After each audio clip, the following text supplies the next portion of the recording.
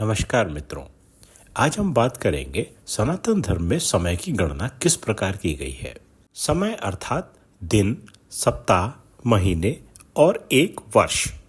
तो चलिए इस रोचक जानकारी को जानते हैं। दिन को 24 घंटों में बांटने की परंपरा सनातन काल से थी। एक दिन 2 भागों में बांटा जाता था, जिसमें दिन सूर्योदय से सूर्यास्त तक और रात्रि सूर्यास्त से सूर्योदय तक होती थी।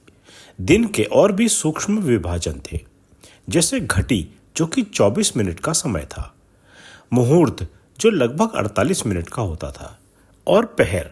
एक दिन में 8 पहर होते थे, 3 घंटे का एक पहर, 4 दिन में और 4 रात में। एक दिन में लगभग 60 घटियां होती थीं, जो लगभग 24 घंटे के बराबर बैठती थीं। वैदिक काल में सप्ताह का सीधा उल्लेख नहीं मिलता, जैसा आज का 7 दिन वाला सप्ताह है, परंतु हर दिन को एक विशिष्ट ग्रह से जोड़ा गया था। जैसे रविवार को सूर्य, सोमवार को चंद्रमा, मंगलवार को मंगल ग्रह, बुधवार को बुध ग्रह, गुरुवार को बृहस्पति ग्रह, शुक्रवार को शुक्र ग्रह और शनिवार को शनि ग्रह। ग्रहों के आधार पर दिनों के नाम पड़े।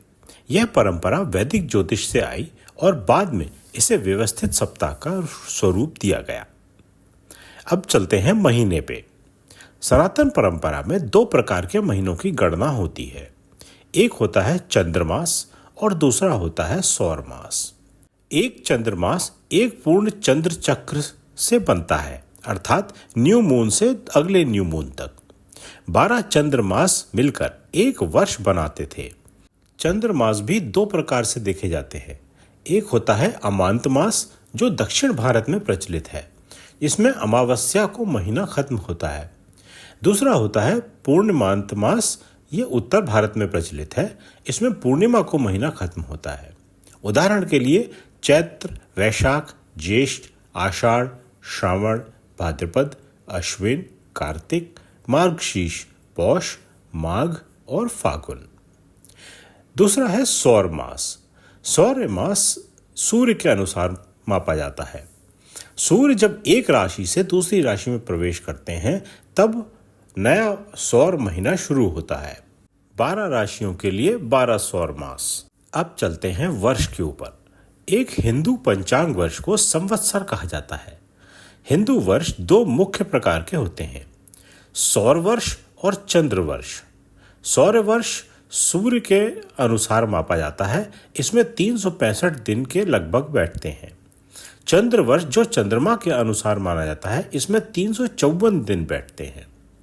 क्योंकि चंद्र वर्ष छोटा होता है, इसलिए लगभग हर 2-3 साल में एक अधिक मास, जो कि एक अतिरिक्त महीना होता है, जिसे मल मास या पुरुषोत्तम मास भी कहते हैं, जोड़ दिया जाता है, ताकि पंचांग प्रकृति के समय चक्र के साथ संतुलित हो जाए। सनातन धर्म में दिन, सप्ताह, महीने और वर्ष का ढांचा गहरी खगोलीय और प्राकृतिक गणनाओं पर आधारित है, और यह दुनिया की सबसे प्राचीन और जटिल समय व्यवस्थाओं में से एक है। यदि आपको यह जानकारी रोचक लगी हो तो कमेंट में जरूर बताएं। कहानी सुनने के लिए धन्यवाद।